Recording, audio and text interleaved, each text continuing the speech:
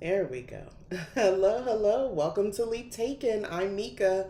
Here at Leap Taken, I talk all things witchy, craft related, law of attraction, manifesting, esoteric, and everything else in between. And welcome to today's video. We're going to be talking about magical identity or lack thereof. I don't see anybody here yet for the live, but I'm going to jump right in.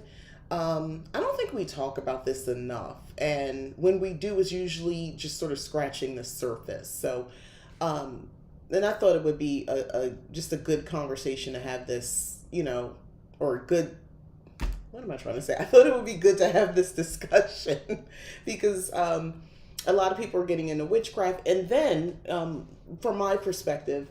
These are my Book of Shadows. They're available at leaptaken.com, Amazon, as well as the TikTok shop. So I have the Book of Shadows for the Hearth Witch, which also, me personally, I identify as a cottage witch. This Book of Shadows works for me. I actually, like, this, I made it, but this is actually my copy. Like, I've added pages in here.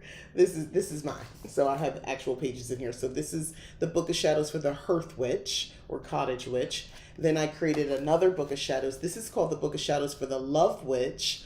This one is for the person who identifies, if you choose to, as a love witch, a glamour witch, or if you just want to sort of go on your own journey where you're working on yourself, self-love, you're trying to level up, you're trying to live your soft life. That's the love witch. And then we have the hoodoo grimoire. This one's a little bit more specific because, quite frankly, it's for the hoodoo practitioner. Or I guess one could say that if you work folk magic, but this one is very specific. So as I'm having this conversation, I thought about it because I was asked a question about well, I don't know if I'm a love witch, but I want the book. And it was like, well, you can get the book whether you call yourself a love witch or not. That's not what it's about. Same thing with the Hearth Witch. Even if you technically are a green witch, you can go that. You can definitely get that, and it still makes sense. Mind you, I'm a spoiler. I'm in the process of creating a whole nother set for the witch who chooses to identify by a certain path. I am one of those witches, but I was not always like this. I didn't always call myself a cottage witch. I didn't even know what to call myself. This is for you. So, magical identity, specifically what it looks like when you don't fit into the labels. Um, outside of my example with the books, but like the cute Instagram bios with like Green Witch, y'all know what I'm talking about? Moon Child, Potion Master. By the way, I feel like I'm all those things, so that's another thing. So we're gonna talk about all of that. Uh, but in real life, what are they really though? But you're just trying to figure out what you believe. A lot of us, especially when you first come into the practice, you're just trying to still figure out what you believe. Full stop. Like, what am I into? What do I believe? What are my hard truths? What You don't know that yet. So calling yourself a green witch or any kind of witch might not make any sense right off the bat. But I am gonna just tell you, it is good to kind of still like whatever's what you feel like is calling to you, maybe stick with that for a little bit and see if you want to call yourself a green witch. I'm just using that example. Go off, go ahead, but like just see. It's okay to study. It's okay to immerse yourself. It's okay to buy the books. You know what I mean, and record your notes. This will be just a path in your life, but I'm gonna get all into it. So this is for all the witches that don't necessarily feel like they fit neatly into one category or any category at all. I want to talk to you. Or if you used to be like this is for you. I'm gonna mute my phone because I already see I saw, yeah, I'm a woman in demand, a woman in demand. Anyway, the problem with witch labels, so let's talk honestly.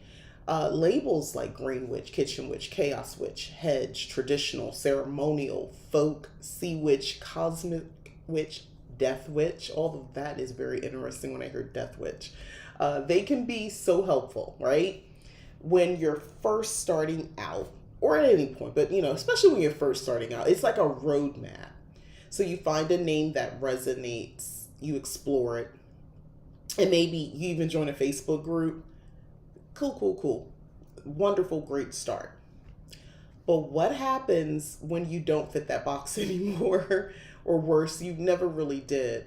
Um, when I first started building my practice, someone asked me what kind of witch I was, in which we probably all have experienced this, right? And I was like, I didn't know. So I just said, I don't know. I think I said eclectic because I knew that word. Or I was like, oh, I'm still figuring out. Like, I don't know. I gave some vague thing.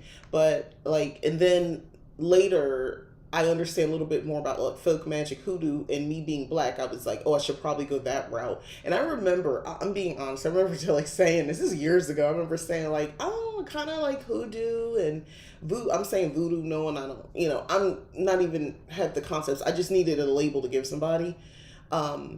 But I was like, but I do a lot of kitchen magic too. Like I was like baking pies with spells in them.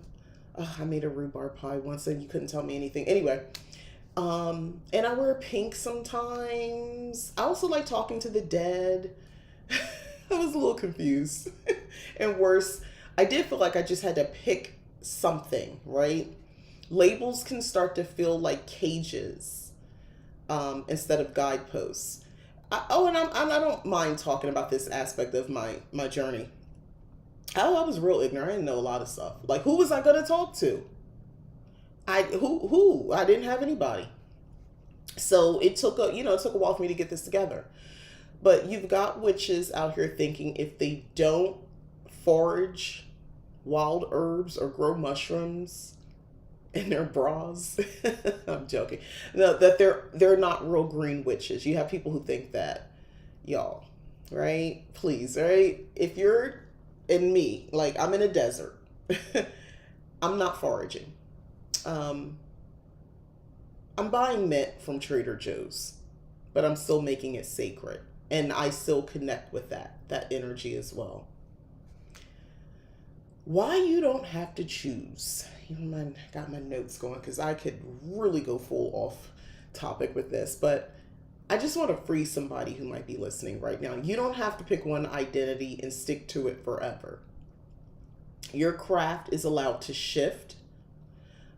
Your magic is meant to evolve just like you do. It's not supposed to stay the same.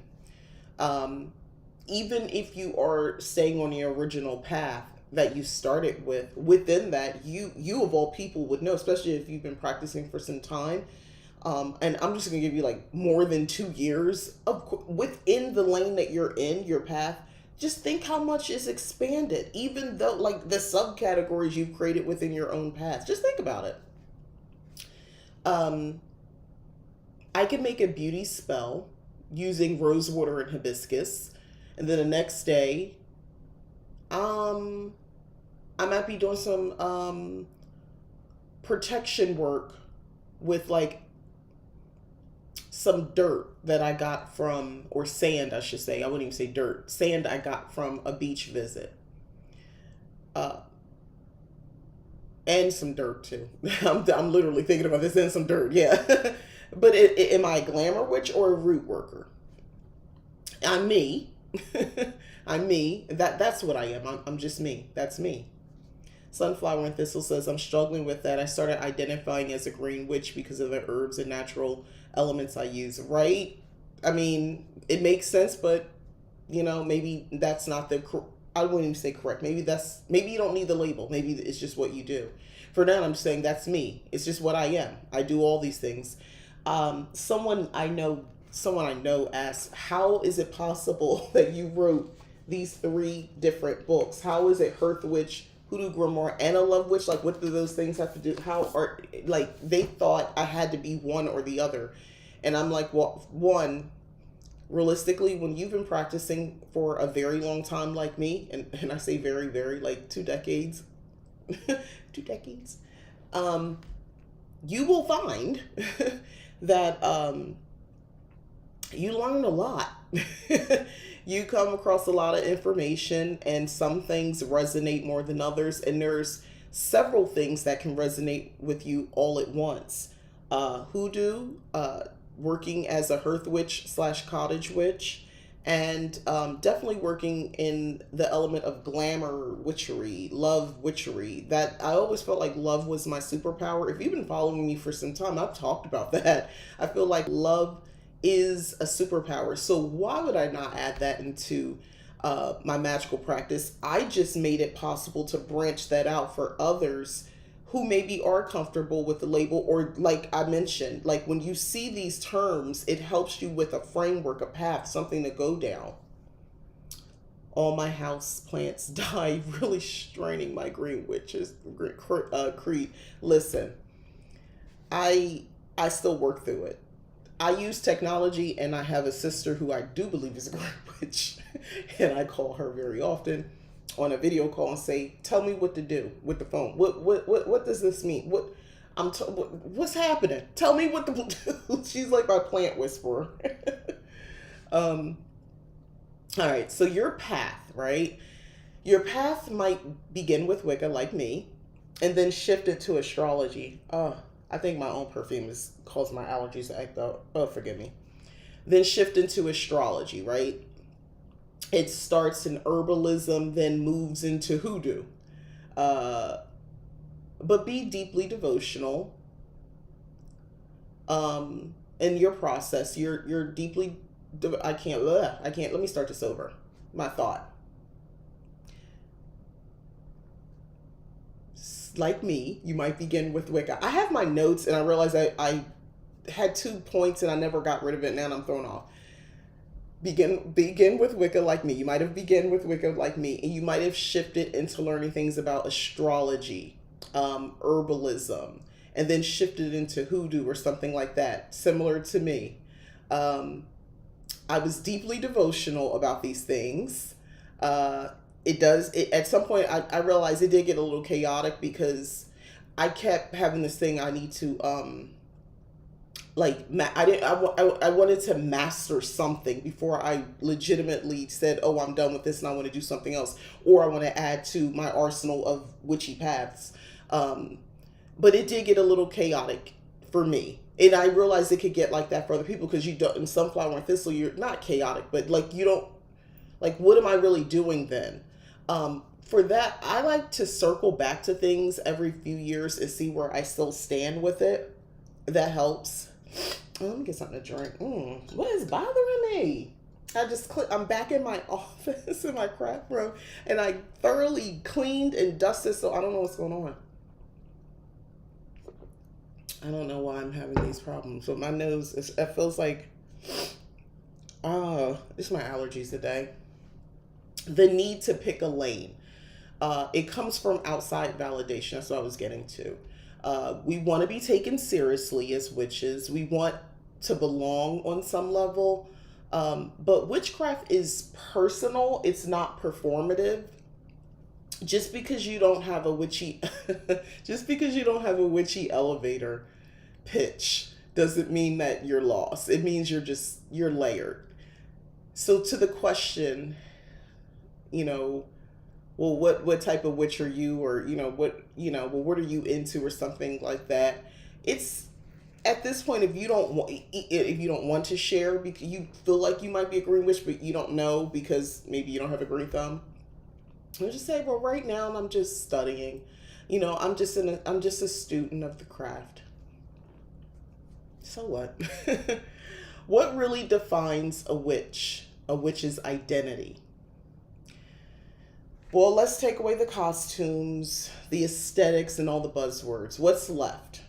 That's your magical identity. It's made up of your beliefs about energy, about death, spirit, power, will, the way you show up for yourself in ritual, like messy, emotional, proud, unsure, the rhythm of your life, and how you sort of weave it into it, magic into it.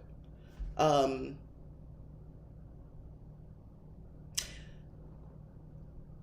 your beliefs about energy are a bigger deal than you think. If you're talking witchcraft, death, it matters. Most of us are dealing with spirits. or energy that is not assigned to a body anymore, at minimum. Um,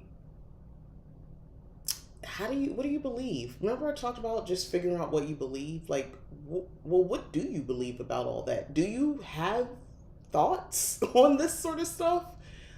That's your magical identity. That's getting to it. And then there's the conversation, which I didn't include too much here, but I'm going to just touch on it for a couple moments, so I'm going off script.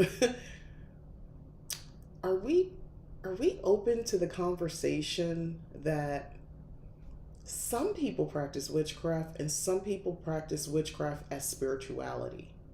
I'm not saying either one is wrong or right. But that's the type of witch I want to know. You're like, I need to know if I'm dealing with you, if we're linking up, we're trying to be friends or something like that, or I'm trying to do something with you. Like, I kind of need to know what type. That's the kind of witch I want to know. Like, is witchcraft your spirituality, or is it like your hobby? I don't consider witchcraft a hobby, but others practice witchcraft as if a hobby. So when you talk about like aesthetic witches, where they look the part, they go to the fairs, the conventions. You'll see some of them cosplay in general. Like, that was already the thing. They just happened to really really enjoy the witchcraft scene. Um, they have all the things and it looks so nice and curated. There's so much focus on aesthetic, and that's when I think like witchcraft, they talk the talk. They've read the books now. They don't just have the books for the cover. They literally read through so they can talk to the information. But when you talk to them, you can tell there's no connection other than just retaining the information that they've read, or that they, watched a video or whatever, like, or a movie or something like that. But there's nothing else. It's just that I see this with YouTubers right now. It's different on TikTok, it's different on Instagram, but on YouTube, they're the people who kind of just look at the screen and they read and they it's like, you just, girl, I could have got an audiobook for this. Like, you just, to me, there's no connection. And listen, some people just, that's how their energy comes across. I'm not like making fun of anybody who kind of comes across like, they're just looking in the screen and they're just saying a lot of words like really fast, like they know them all. I'm just saying, I just feel like they don't. Well, I'm a witch and I read energy. How about that? So I'm sensing from their energy, it's a thing they're into. It's not spiritual for them. Y'all know what I'm talking about? Like, that's the for me, just a heads up. If I'm concerned about that type of witch you are, I don't, basically, I don't think you're that deep. And it's not like an accusatory thing. I don't think this is resonating with you on a deeper level other than just the aesthetics. That's what I'm saying. If you light a white candle, back to my script that I wrote up for myself, if you light a white candle while crying in your bathtub and say something like, help me hold it together, and it works, or standing in your shower crying, that's also witchcraft. Don't let anybody tell you otherwise. That's also witchcraft. And that's, to me, in those quiet moments of reflection and maybe not the best light, is where there's the difference between the witch who, this is very just aesthetically a hobby for them, and for others it's their spiritual life. It's their spirituality. Some of us, not all, but some of us think we need elaborate rituals, or polished labels, but your power often lives in the way you stir your tea. I think about myself, what you whisper to yourself before a big moment, that's something, yeah, I do. The way you call in your ancestors, even when you might feel a little silly. Magical identity is also about what you carry ancestrally, even when you don't have a name for it. Some of us are reclaiming practices that were buried. Like, some of us are building from scratch because we don't have records, lineage, or language. And I believe that's powerful too. I am one of those people. I am building something that from scratch. Not a lot of help, you know. Ancestrally speaking, I have to be in touch with my ancestors for this to make sense, to be honest. They haven't led me wrong yet. I want to talk about culture, race, and geography and your magical identity.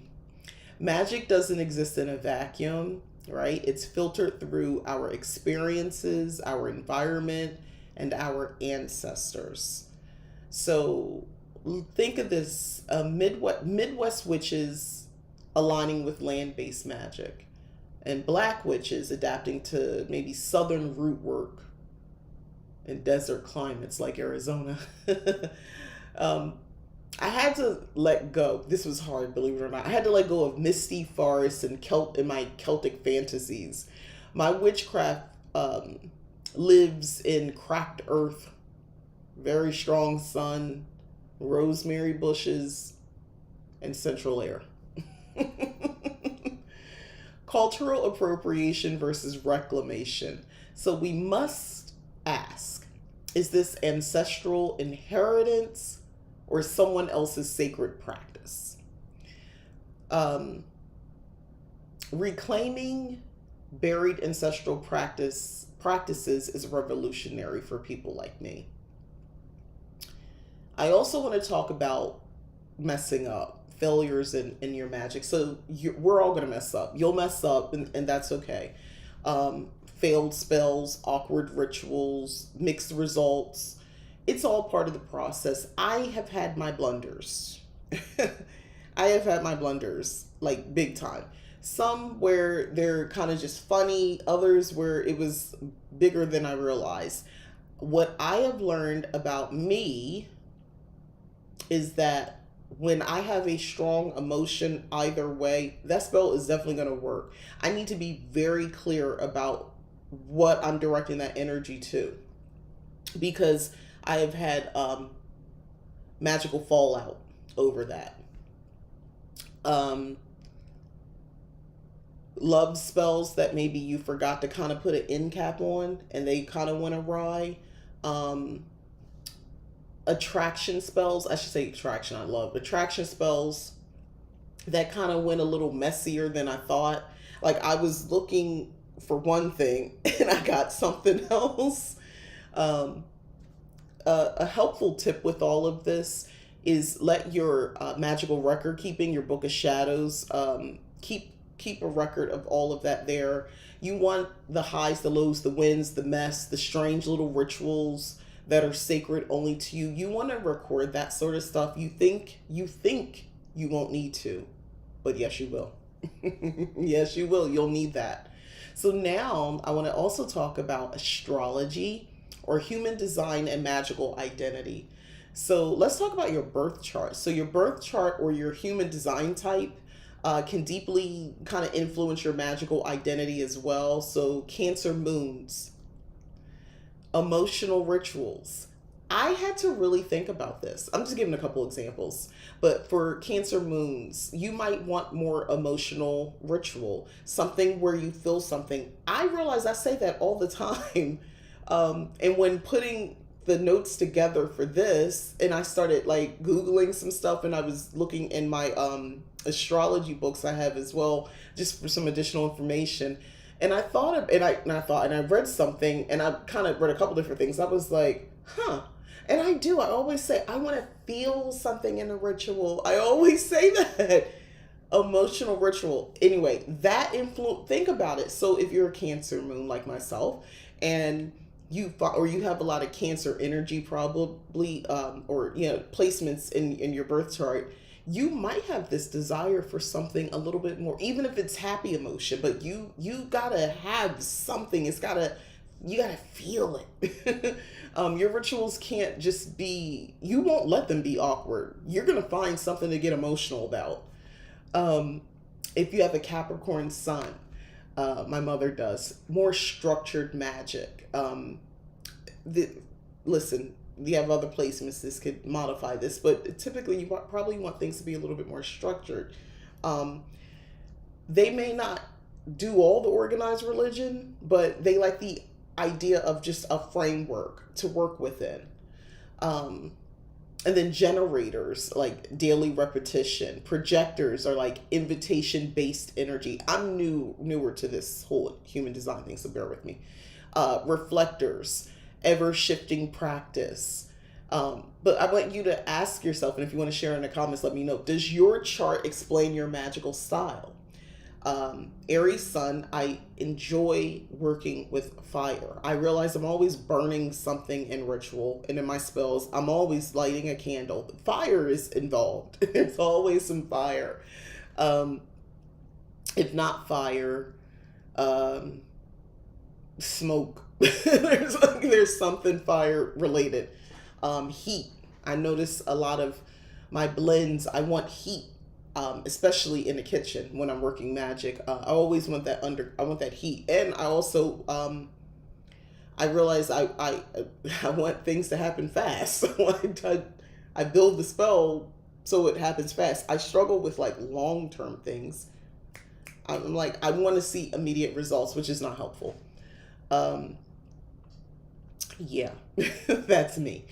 I got a couple questions for you to ponder, and feel free to answer them in the comments if you'd like.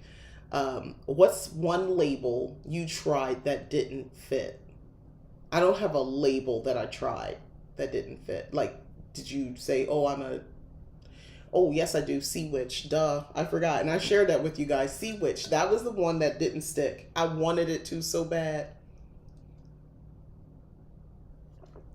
But as much as I'm called to the sea, I'm not a sea witch. I wanted, first of all, the aesthetics alone. Yes, I was pulled in from that. What does your dream magical identity feel like? What does your dream magical identity feel like? Now, I'm talking beyond the looks. I'm living it. I'm living it. Do you feel spiritually more yourself now than when you started? Yes. What part of your current practice would your younger self be shocked by? Being in a coven. I thought I was committed to solitary for a while. Being in a coven this long, let me add the other part on there. I think I would be shocked by that. Yeah. Yeah. I think that's it. Are you guys seeing me okay? Enough video to maintain smooth streaming. What?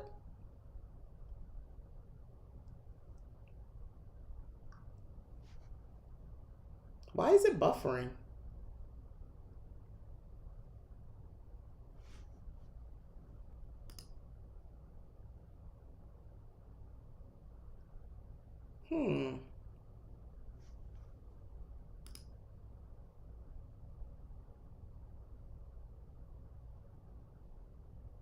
What is happening? I'm in the room with the router. Like, I don't know what's going on.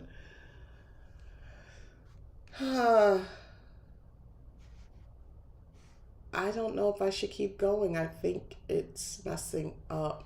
And I can't even see the chat. I mean, it's not responding. How does one fix this?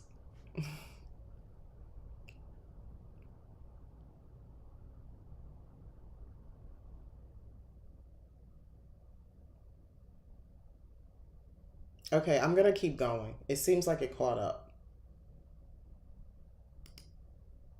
Oh, YouTuber's freaking me out. Okay, I'm gonna keep going. All right. Um, what would your ancestors say about how you practice now? I think my ancestors would rejoice. I think my ancestors would be proud of me. Um, I feel like I'm living their wildest dream. Or maybe what they didn't even have, they couldn't even dream. I think some of them probably wouldn't. Yeah, how I live is just so very different than anything that maybe they could have imagined.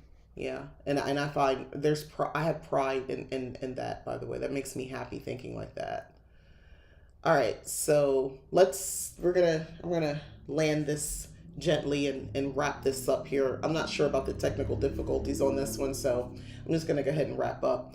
I do have an affirmation. I'm big on affirmations. Um, I am a witch beyond labels. My craft is not a category, it's a conversation with spirit, nature, and self. My magic evolves because I evolve, and I don't owe anyone a definition. That's fair too. That's a good affirmation. If you don't have to know what, and what you want to be. You know, I don't want to force anybody into anything. Even though something's resonating with you, that's fine. You can still study and connect with that energy. But you don't necessarily have to put a label on yourself. So let me know in the comments again the questions I asked before, but also what's the weirdest or most unexpected sort of combination in your practice right now? One would say for me, probably working a lot with glamour magic, a lot with love magic, um, along with being a cottage witch, along with being um, um, and what's the right word I want to call this? I don't want to say cosmic, but a budding astrologist as well. It's like a combination of all these things. That might be weird to somebody. And sprinkle in some fey magic. Okay. If you are building your own path, and you want help sort of organizing the beautiful chaos, check out my book of shadows. It's not about identifying exactly with everything. So if you're not calling yourself a love witch, or anything like that, it's okay. But that resonates with you where you are right now. Work the book. There's front facing information, and then the rest is going to be blank pages for you to organize. I talked about the Hearth Witch as well. That's the same thing. So, you get your front facing material up front where it's explaining Hearth Witchery. Excuse me as I choke. And then, as you can see, I'm filling my pages up. Blank pages for you to fill up with your spells, your rituals, your information, the rest of your magic. All that goes in here. And again, they're available at leaptaken.com, Amazon, and the TikTok shop. They are good for us, for people who, like, you might be an in-betweener, the ones who don't color inside the lines. Like, so what? You can use that book either way. It doesn't matter. Also, Friday, I'm going to be reviewing Eve's Bayou.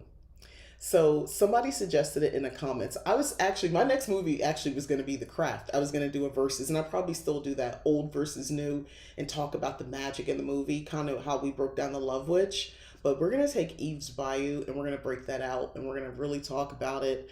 And that's something. So if you want, I'm telling you early, because if you want to watch it for free, it's available for free watch in certain places. I know Roku, it came up as free. So if you're interested and you kind of want to watch it and then watch me on Friday, we can all talk about it together. So that movie has a lot of I've seen it before. It has a lot of ancestral magic, a lot of psychic sight, and the whole Southern witchery thing. I'm gonna have a ball with it. We're gonna have fun. Also, Sunday's deep dive. So the first Sunday deep dive video went up this past Sunday. It's all about sex, sensuality, power, magic, and all that in witchcraft. So check that out. Let me know what you think about that video. I'm curious. I wanted to go a different way of filming and doing things with those videos, but I also have this Sunday coming up, and the topic is going to be the astral plane, like what it is, where you go, what you bring back. That's basically the title. So we're going to get into that as well this Sunday. I'm looking forward to getting that video up. So that's our Sunday deep dive. My first video I put up, it took longer than anticipated, unfortunately. So it got, yeah, it didn't actually come to the wee, like technically early hours on Monday, but expect it to go up on Sunday. I'm really looking forward to getting that out. And yeah, so don't forget to like the video if you did enjoy it. Hopefully you did. This one, all my videos for that matter. Subscribe if you haven't already. Hit the join button to join Leap Taken membership. You would be supporting the channel. You get member only content as well as deep discounts over at leaptaken.com. All the links are in the description. If you have any questions, check out my second YouTube channel, Magical Lifestyle of a Cottage Witch. I will be posting some new content very soon. I don't have the same posting schedule like I do over here. I sort of do like a couple videos early, like in a month, and then I wait. I kind of like this right now, and I'm just like taking my time growing that channel. One, I don't want to just put anything up, and it's more of me doing something, less kind of just sitting talking type style videos. So I try to be a little bit more intentional about the content over there. So yeah. All right, and the links for the books are in the description of this video if you have any questions. And I will see you guys on Friday, and we're going to be talking about Eve's bio. All right, see you. Bye.